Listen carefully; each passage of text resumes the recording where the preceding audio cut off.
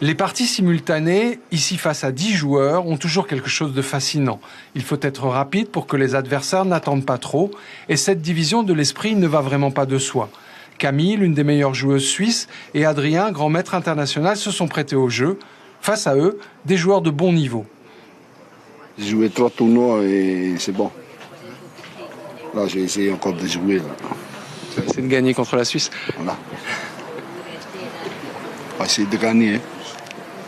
Mais aussi de tout jeunes joueurs venus apprendre. Pour l'instant, c'est elle qui gagne. Tu es impressionné ou pas? Oui, très impressionné. Tu vas trouver une solution? Oui. Je vais essayer. Adrien jette un œil sur l'évolution des 10 parties de Camille. A-t-il déjà deviné comment chaque partie va évoluer? Je peux dire immédiatement qui est mieux parti, on va dire. Mais après, le résultat, c'est dur à anticiper. Le but de l'opération, donner une nouvelle impulsion au jeu d'échecs à Fahar. L'idée qui se cache derrière, c'est de tester un peu le niveau de chacun et de voir si on pouvait, par la même occasion, sélectionner des candidats à l'animation, de prendre des jeunes et de les former. L'association Peremana utilise donc les mêmes moyens que certaines fédérations sportives. En faisant venir des joueurs de haut niveau, on attire l'attention et on mobilise autour d'une discipline.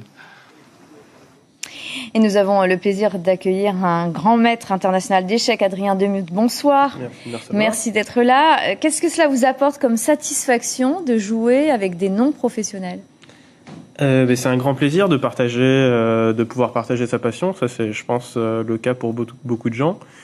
Et c'est pas forcément facile, mais quand on a la chance de le faire, je pense qu'il faut en profiter.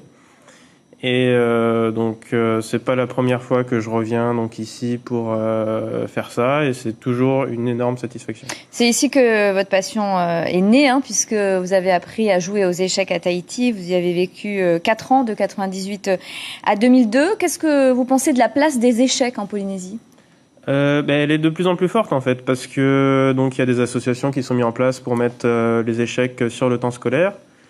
Donc ça, c'était l'association Peremana surtout. J'en profite pour préciser que, contrairement à ce qui est dit dans le sujet, c'est le Papété Olympique Échec qui nous fait venir, et non pas l'association. De Jean-Pierre Quérault ? Sous l'action de Jean-Pierre Quérault, oui.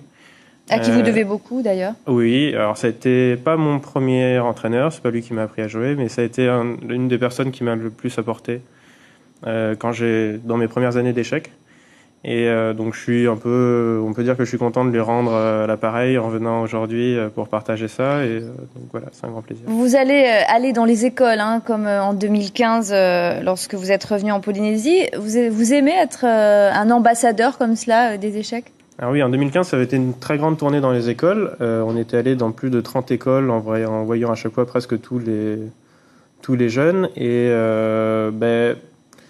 je sais pas si je peux me considérer comme un ambassadeur du jeu d'échecs ici, mais en tout cas... Un petit peu quand même.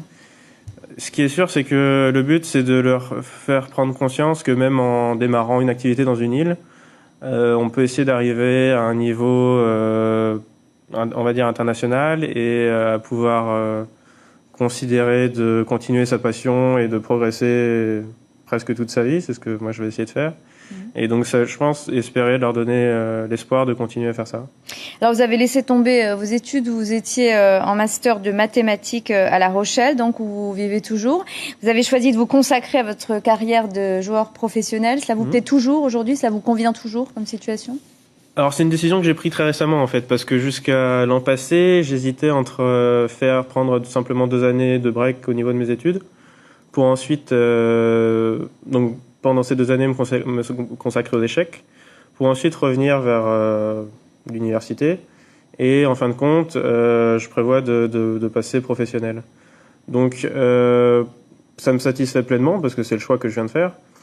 Et je pense avoir réussi à m'épanouir plus par les échecs que ce que j'aurais pu faire en continuant dans mes études.